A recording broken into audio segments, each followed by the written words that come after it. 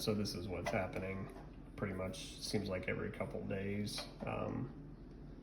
I'll turn it on and it will just, pressure will be very high.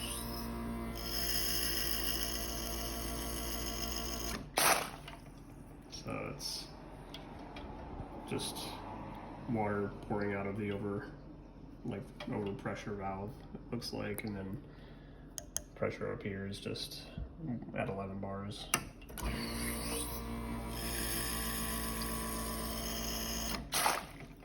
So yeah, not sure what's going on.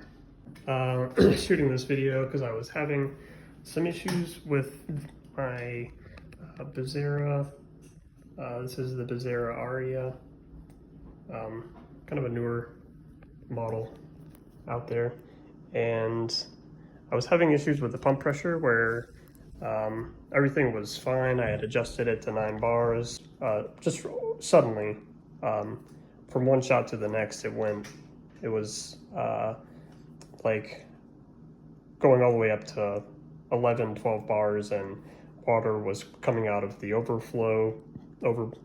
pressure valve, and couldn't figure out what the problem was. So I adjusted the pump pressure, and I tightened and loosened the pump screw, and it seemed to clear something up, because suddenly pressure dropped back down to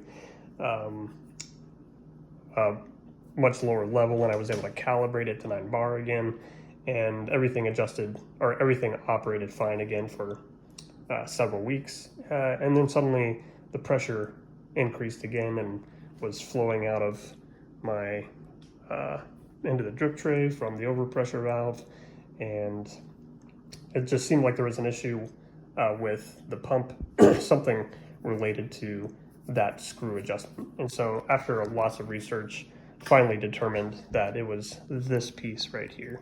So inside of this, Bezzera uses the Fluidotech pump compact. So I don't know exactly what the specs are, but it's one of their smaller compact rotary pumps.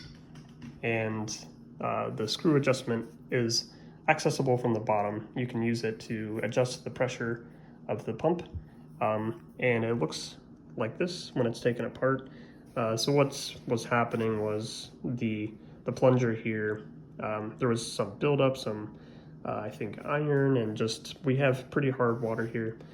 Even though I use filtered water, I think there was probably just from the manufacturer, maybe some lubricant or something that wasn't, maybe it just wasn't done quite well enough, or maybe my water is just way too hard.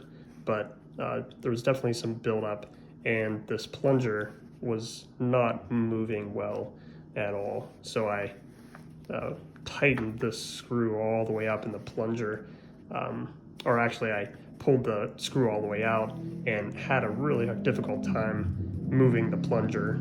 It took a lot of force just to move the plunger at all, and once I dislodged it, it moved a little bit more freely. But what I'm going to do is just clean this up really good, get the sediment and corrosion off of the screw. I'm going to clean the plunger here. It has a little seal on it. The seals look good still, but definitely I think they need cleaning and probably some fresh lubricant. So one important note to add is that there's a small pin that's a part of this assembly that sits on top of the plunger and is the first part in the pump. You can see in this diagram here. So you'll pull out the bolt, number 20 there, and all of the pieces with it, and then this pin is not connected, but it'll be inside that pump, number 13, and you just want to be careful when you take out the bolt number 20, that pin doesn't fall into the pump. So just look inside there. It didn't come out when I pulled the bolt out, so I had to pull it out separately. And then when you put it back in, you'll just make sure that pin goes into there's a small hole in there that you'll see, and when you slide it in, it'll the bolt should fit right behind it. So once we get this all cleaned up, get these seals lubricated, gonna reinstall it back into the rotary pump, and hopefully pressure will be back to where I calibrated and not change from that. So a couple of notes: if you're trying to do a similar repair, getting this bolt off was quite difficult, and it was a little concerning, just because it seemed like, okay, like is it not lefty loosey here? Like, what's the issue? But yeah, it was just probably partially the buildup that made it difficult. But yeah, it's definitely just lefty loosey, metric 14 millimeter nut to get this off. All right, guys, I finished cleaning it up. I finished, lubing it up. So put a little bit of this moly coat lubricant on the plunger on the inside, the washer in there.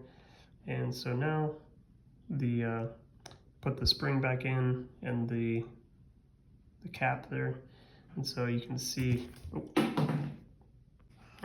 so yeah, you can see now the plunger moves freely and isn't stuck. So hoping this resolves the issue. Yep, so let's go ahead and we'll reinstall it.